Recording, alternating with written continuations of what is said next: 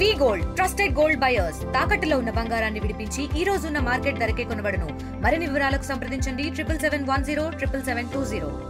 ఆర్థిక లేమితో కొట్టుమిట్టాడుతున్న ఆంధ్రప్రదేశ్లో పేదరిక నిర్మూలనకు P4 విధానం ఒక దివ్య ఔషధంగా ముఖ్యమంత్రి భావిస్తున్నారు. కూటమి ప్రభుత్వం కొలువు తీరిన తర్వాత సంపదను సృష్టించడంలో ఎవరైతే ఆర్థిక పరిపుష్టి ఉందో వారు ప్రభుత్వంతో పాటు కలిసి అడుగేసి పేదరిక నిర్మూలన కోసం P4 విధానాన్ని తప్పనిసరిగా అమలు చేసే క్రమంలో ఎవరికి ఈ పథకం వర్తిస్తుంది, ఆ ఫార్మెట్లో ఎవరు ఆర్థిక పరిపుష్టిని ఏ కుటుంబాలని ఆ పేదరికను బయటపడేయాలి అనే విషయంపై ప్రజల్లో ఉన్న అనిశ్చితను తొలగించేందుకు జిల్లా కలెక్టర్ స్వప్నిల్ దినకర్ పున్కర్ మనతో ఉన్నారు.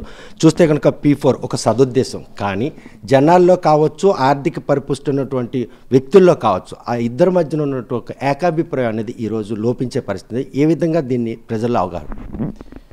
నమస్కారం. మనకి ఆనరబుల్ చీఫ్ మినిస్టర్ సార్ పెట్టిన ఒక చాలా ఇంపార్టెంట్ ప్రోగ్రామ్ ఇది.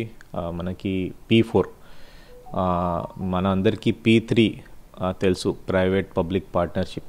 దీంట్లో ఇంకొకటి ఒక అంశం, వెరీ ఇంపార్టెంట్ అంశం అంటే పీపుల్, అంటే మన పీపుల్ యాజ్ అ క్యాపిటల్. ఆ ఉద్దేశంతో జీరో పావర్టీ 2047 నాటికి పూర్తిగా పావర్టీ ఉండకూడదు, అసమానత అంటే ఇన్ఈక్వాలిటీ ఉండకూడదు. దీనికోసం ఈ P4 ఒక ప్రోగ్రాం పెట్టడం జరిగింది. ఇది మన ఇతర గవర్నమెంట్ ప్రోగ్రామ్స్ లాగా మామూలు ప్రోగ్రాం కాదు.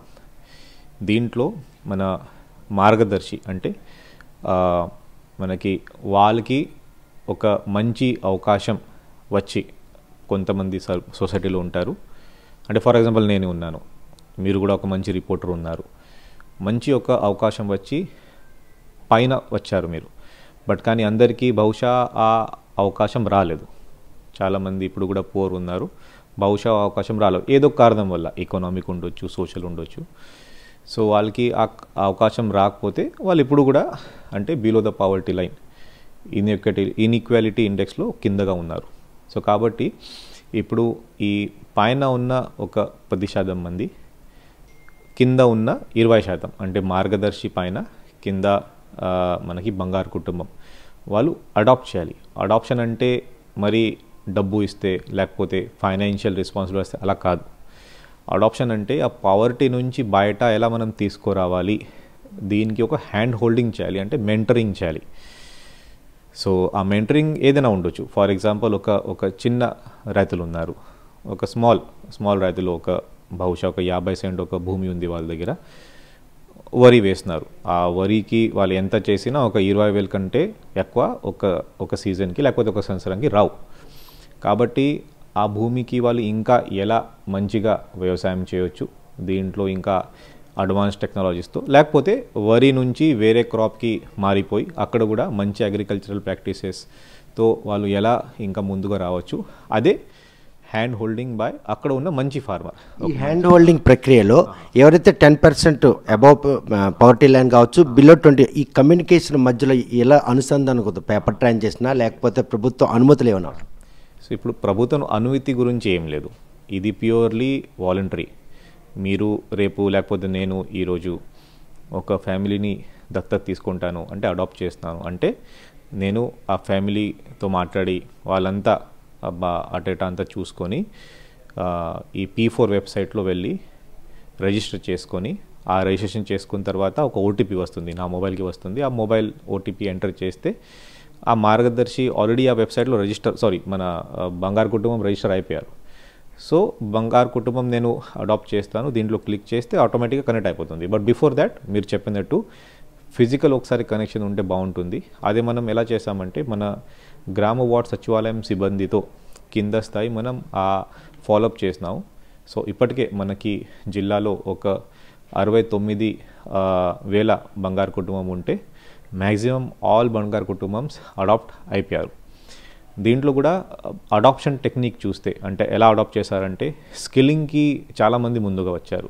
నేను స్కిల్స్ ఇస్తాను, ఒక యూత్ ఉన్నారు ఒక ఫ్యామిలీలో, అంటే ఆ యూత్కి ఇంకొక స్కిల్ ఇస్తే, మంచి స్కిల్ ఇస్తే వేరే కంపెనీలో, బయట కంపెనీలో ఎక్కడైనా మంచి జాబ్ రావడానికి అవకాశం ఉంది. లేకపోతే ఎంటర్ప్రినర్ స్కిల్స్ ఇస్తే ఒక మంచి సొంత బిజినెస్ కూడా పెట్టవచ్చు. అలా అంటే చాలామంది ముందుకు వచ్చారు.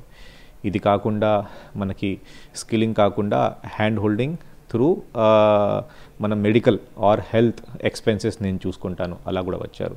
ఇది కాకుండా చాలామంది ఒక డిఫరెంట్ రకంగా ముందుగా వస్తున్నారు. అంటే ఎలా అంటే మన Indian medical association Srikakulam chapter doctors ఉన్నారు.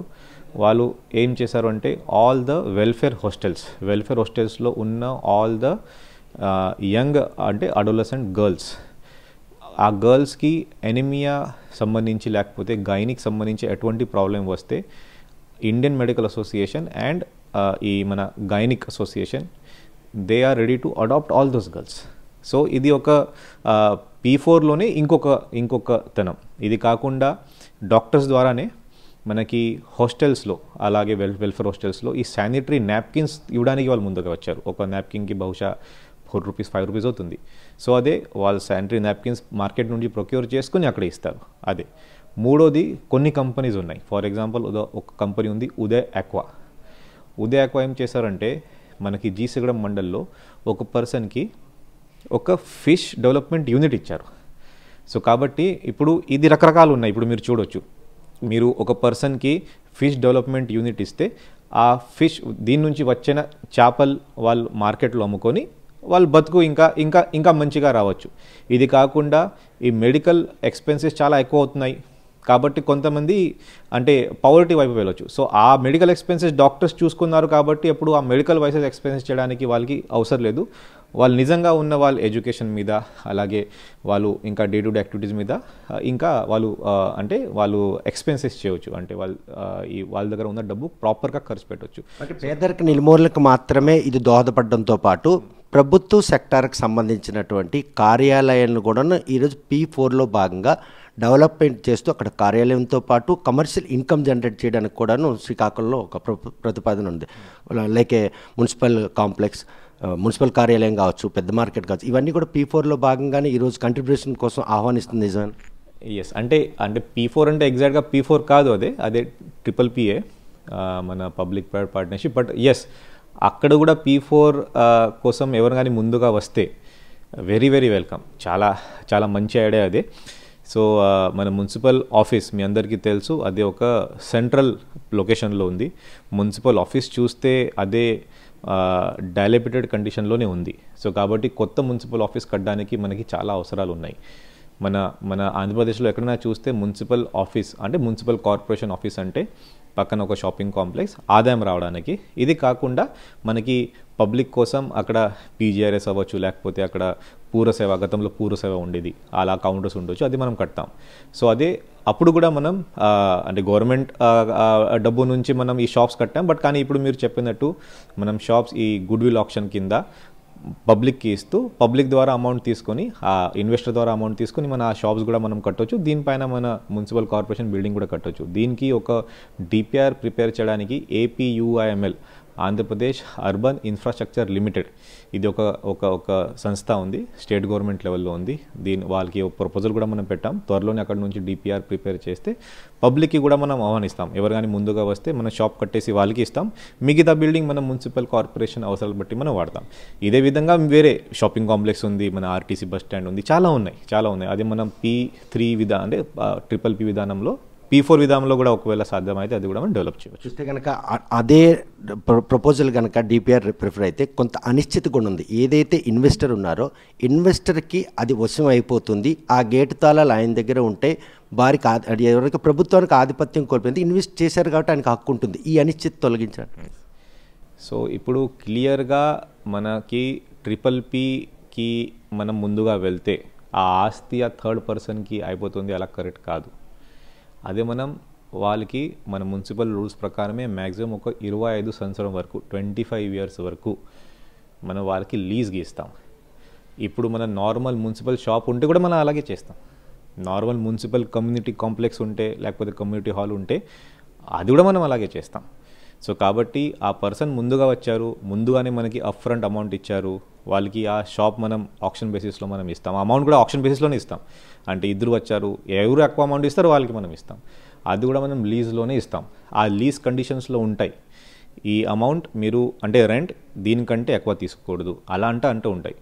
అది వ్యతిరేకంగా ఆ పర్సన్ థర్డ్ పార్టీ ఇన్వెస్టర్ ఏదైనా చేస్తే ఖచ్చితంగా మనం ఆ 25 సంవత్సరం ముందుగానే ఆ లీజ్ మనం క్యాన్సిల్ చేస్తాం. కాబట్టి అదే మనం వేరే పర్సన్కి ఇచ్చేసాం, మళ్ళీ అతనికి వెళ్ళిపోతుంది ఆ ప్రాపర్టీ, అలా ఏమి ఉండదు. ఫర్ ఎగ్జాంపుల్ మన హైవేస్ తీసుకోండి, హైవేస్ కూడా మనం ఇప్పుడు టోల్ తీసుకున్నాం కాబట్టి ఆ రోడ్ మొత్తం ఆ ప్రైవేట్ పర్సన్కి ఇవ్వబోతుంది, అలా లేదు. అదే ఒక మంచి సర్వీస్ మనం పబ్లిక్కి ఇవ్వబోతున్నాము ఆ హైవే సిస్టమ్ ద్వారా, టోల్ సిస్టమ్ ద్వారా. అలాగే మున్సిపల్ సర్వీసెస్ కూడా అక్కడ ఉన్న మున్సిపల్ బిల్డింగ్ పగడ కొట్టేసి మంచి ఒక బిల్డింగ్ కట్టేసి అక్కడ నుంచి షాప్స్ వచ్చే రెవెన్యూ మనకి వస్తుంది. ఇంటర్నల్ షాప్స్ కూడా పబ్లిక్ కోసమే మనం ఓపెన్ చేస్తాం. సో కాబట్టి దీంట్లో ఎటువంటి సందేహాలు ఉండకూడదు. దయచేసి అది కూడా పబ్లిక్ అందరూ అర్థం చేసుకోవాలి. ఎంటైర్ ఇండియా, ఎంటైర్ వరల్డ్లో ఇప్పుడు పబ్లిక్ ప్రైవేట్ పార్ట్నర్షిప్ అండ్ మన ఆంధ్రప్రదేశ్లో అలాంగ్ విత్ పీపుల్ అదే తీసుకొని మనం ముందుగా వెళ్తేనే బాగుంటుంది. ప్రతిదీ మన గవర్నమెంట్ ద్వారా చేయాలి అంటే మన దగ్గర ఆపరేషనల్ కెపాసిటీ కొన్ని చోట్ల ఉండకపోవచ్చు, అంటే ఎగ్జాక్ట్గా పని ఎలా చేయాలి ఎఫిషియెంట్గా మన దగ్గర ఉండకపోవచ్చు. సో కాబట్టి ప్రైవేట్ నుంచి మంచి కెపాసిటీ ఉన్న వాళ్ళకి మన గవర్నమెంట్లో, అంటే గవర్నమెంట్ సిస్టమ్ కాదు, ఆ గవర్నమెంట్ నుంచి లీజ్కి ఇస్తే చాలా బాగుంటుంది. అలాగే ఎయిర్పోర్ట్స్ కూడా అలాగే డెవలప్ అవుతున్నాయి, రైల్వే స్టేషన్ కూడా కొన్ని చోట్ల అలాగే డెవలప్ అవుతున్నాయి. మన శ్రీకాకుళంలో కూడా ఆ మోడల్ ట్రై చేస్తే బాగుంటుంది. చూస్తే కనుక రాష్ట్రంలోనే ఒక తలమానికమైనటువంటి కొత్త కలెక్టరేట్ నిర్మించుకోబోతున్నాం. ఎప్పట్లోగా అది అడ్మినిస్ట్రేషన్కి అధికారులకు అందుబాటులో వస్తుంది? ఆ కొత్త భవనంలో గృహప్రవేశం ఎప్పుడు? కొన్ని పెండింగ్ ఉన్నాయి.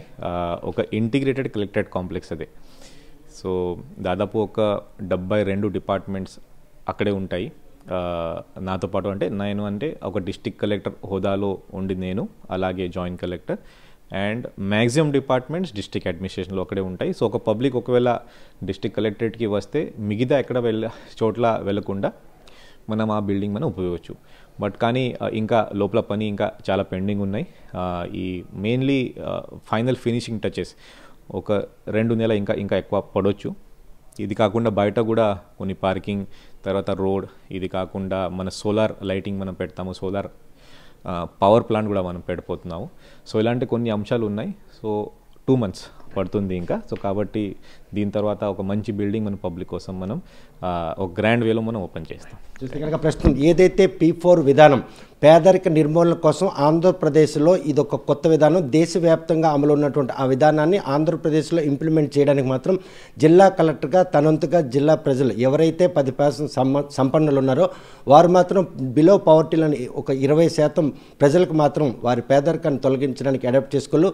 దీనికి బంగారు కుటుంబం పోర్టులో మాత్రం వారి తాలూకు సమాచారం అక్కడ పొందుపరిచింది. అదే బాటలో అయితే కనుక ఏ సదుద్దేశంతోనైతే దీన్ని అమలు చేయాలని ముఖ్యమంత్రి ఆశీస్సాలకు అనుగుణంగా జిల్లా కలెక్టర్గా తనవంతు బాధ్యత నిర్వహిస్తున్నాను. అదేవిధంగా ప్రభుత్వానికి సంబంధించినటువంటి ఎసెట్లు కూడా ప్రైవేట్ భాగస్వామ్యంతో కార్యాలయాల్లో సంపద సృష్టించేందుకు మాత్రం వారికి కూడా 20 సంవత్సరాల పాటు లీజుకి ఇచ్చే ప్రక్రియ కూడాను ఈరోజు డిపిఆర్ రెడీ చేస్తున్నాం. మరోవైపు చూస్తే కనుక ఏదైతే మొత్తం 72 శాఖలు ఒక చోట ఉన్నటువంటి కొత్త కలెక్టరేట్ భవనం మాత్రం 2 నెలల్లో పాలనకు అందుబాటులో ఉంది. శాఖలన్నీ కూడా ఆ గుడి కింద అంటే తన హయాంలో ఆ కలెక్టరేట్ కొత్త భవనం ఓపెనింగ్ చేయడానికి మాత్రం 2 నెలల్లో మాత్రం ఆ కార్యక్రమం పూర్తి చేస్తామని జిల్లా కలెక్టర్ స్పష్టం చేసింది. వీడియో జర్నలిస్ట్ రామకృష్ణతో సత్యం, RTV శ్రీకాకుళం. Thank you. తెలుగులో ఫాస్టెస్ట్ న్యూస్ ఇప్పుడు కొత్త అవతారంలో 5 సెకండ్లోనే పూర్తి వార్తా సమాచారం మీ చేతిలో. సోషల్ మీడియా ట్రెండ్స్ మీ కళ్ళ ముందుకే live TV and voice search ఆప్షన్స్తో ఇప్పుడే డౌన్లోడ్ చేయండి. యాప్ లింక్ డిస్క్రిప్షన్లో ఉంది.